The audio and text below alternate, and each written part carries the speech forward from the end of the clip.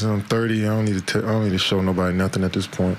He was aggressive from the start at both ends. He attacked. You know, he said it yesterday. He's Kevin Durant, and so he showed everybody who Kevin Durant is. Okay, over the last month or so, you've been, you know, pass first, been distributor for the team. That's not true. That's not? No, I don't pass up shots. I just play within the offense. Oh, I ain't say, okay. Well, you've been more of a distributor. Is that safe to say? Yeah, it's because how we play. Okay, that's fine. Tonight, you wasn't, right? Yeah, because Coach called more plays for me to start. Okay, so moving forward, do you think that it will be a game-by-game basis as far as how you approach the game? Look, I don't run the show. Any team I've ever been a part of, I'm just a player. I'm one of the guys, you know what I'm saying? So whatever my coach needs me to do, whether, no matter what it is, I just got to go out there and be prepared for it mentally and physically. So tonight, no different. All right, CC, how much did KD need a game like last night? I don't think that he needed the game because he's got a tremendous reputation. He's a natural scorer of the basketball, but it's very, very important when you start getting into series that your best players play well. Now, KD said something in the press conference that I don't necessarily agree with when he said, I don't have anything to prove. Internally, you have something to prove to yourself. That's why you're out there playing the game. He's a lover of basketball, and he has a problem sometimes with some of the other things that come with being an NBA star. So I thought last night he was going to have a good game. I didn't think that Patrick Beverley could continue, and I didn't think the NBA would allow Patrick Beverley basically to mug him. Basically hand-checking, clutching, all the things that Doc Rivers really thrived at in the NBA when he played in a lot bigger than Patrick Beverley, but that was his style. And that's what he teaches. And those tactics defensively, that's why part of the reason why Kevin Durant was upset was because no one else in the league is being guarded that way. Unless you're a big guy in the paint, they're going to allow you to get away with more things. But Patrick Beverley in game 1, game 2, they allowed him to play 80s defense on Kevin Durant. It did get into his head, but Steve Kerr did what most good coaches do. You have to help out your star players. Yeah, there's a lot of basketball that's one-on-one. You can clear it out, but they all need help. Steph needs help. All right, Clay needs help, and KD needed help. And what they did for him, especially early in the game, was they made it. It was a priority for him to post up. But they weren't going to throw the ball directly into the post. What they did was put him in the low post, put Andrew Bogut in the starting lineup, put him in the low post, and had another 7-1 guy screen for him coming across the lane. So then he got a little bit of space, and you could see once he was getting the ball, he was going to dribble 1 or 2 times and get his shot up. That's what Kevin Durant does. So Steve Kerr did what good coaches do. You have to still be able to help your star players out because most sports, they're not one-on-one battles. You do have one-on-one battles within the scheme, but give me some help. As Kevin Durant said, typically, I used to be able to predict when I was going to have a great game based on the game plan, based on the philosophy of what the coaches were trying to do. And then last night, Steve Kerr helped his star out. We should maybe disregard some of the things Kevin Durant said before the game and after the game, because I don't know how accurate they are. But what is accurate is this.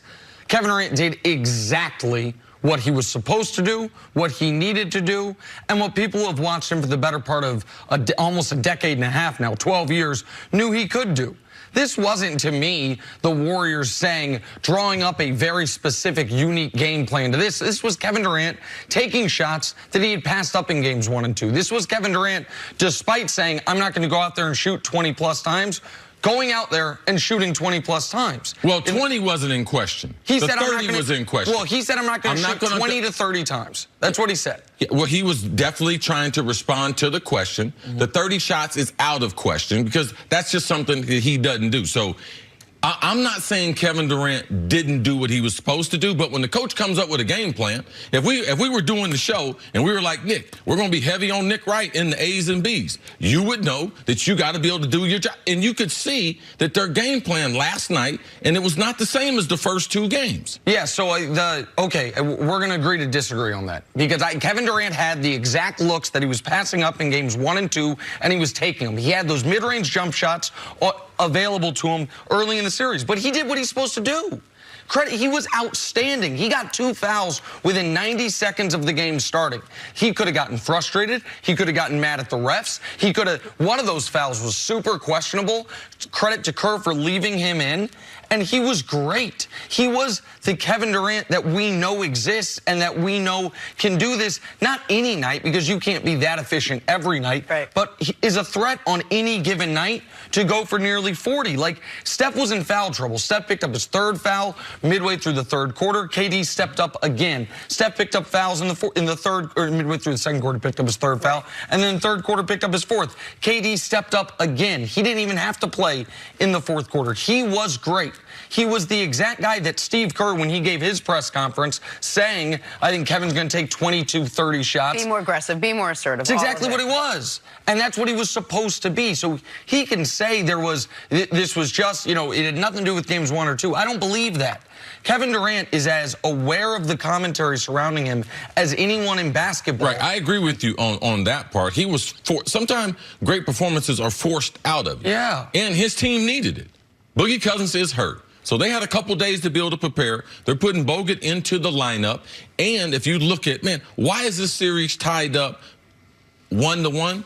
A lot was because of that time that they fell asleep in the second half. But they had to have a tremendous amount of confidence. They had a 20-point lead in game number 1, a 30-point lead in game number 2. So as we saw last night, they had another 20-point lead in the game. So I'm sure they had a lot of confidence.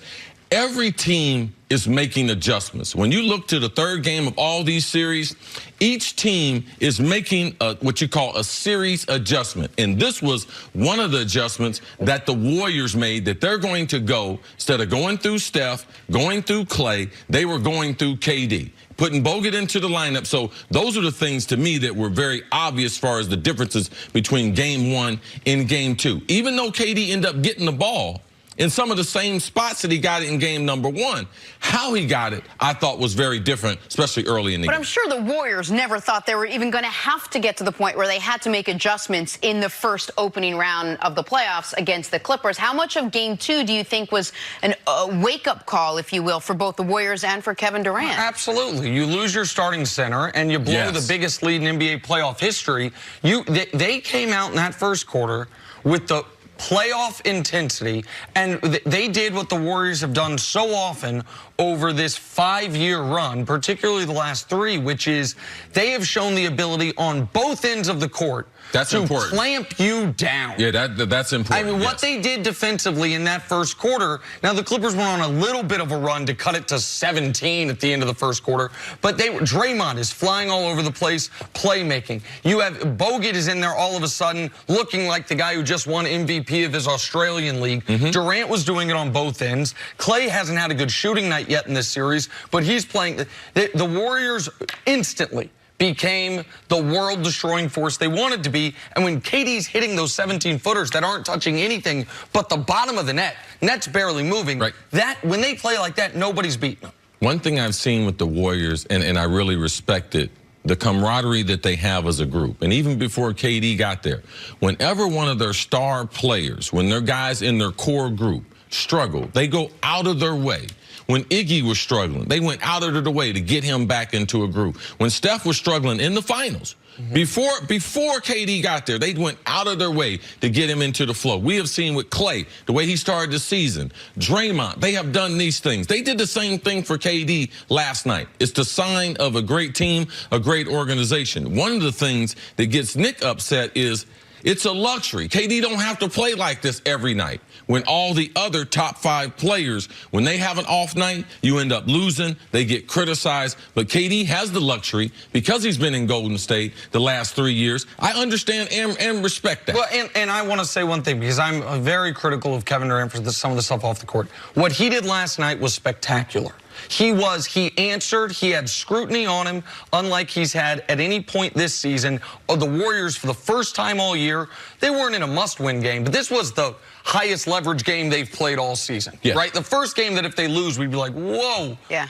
And he was the best player on the court by a country mile. He was spectacular from the first moment of the game to the end of the third quarter when he checked out of the game, and they took total control back of the series. There was one other athlete who had that pressure on them last night to step up in a big way for their team, and that was Ben Simmons for the Sixers. How was he able to lead his team to victory without Joel Embiid? That's next on FS.